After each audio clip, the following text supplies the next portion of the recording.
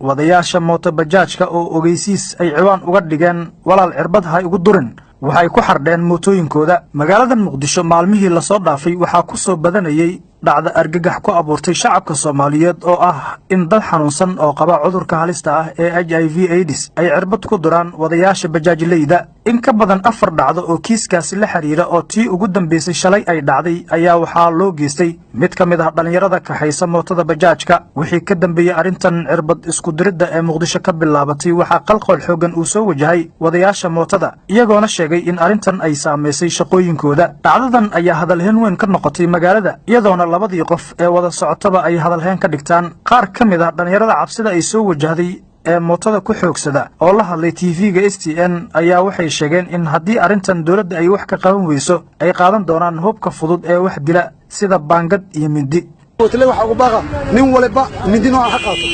ani waligeey nooca ma qaadan waxa ay kala fayna qaato diis barbartiis baasboor soo baxsan waxaan ahay diis bar waa la si deynaa marka baaq waxa u diraa dawladda ha imaado ninka diis bari oo qalan ha imaado haddii 150 mindi lagu dhufto asoo qalan maxay warta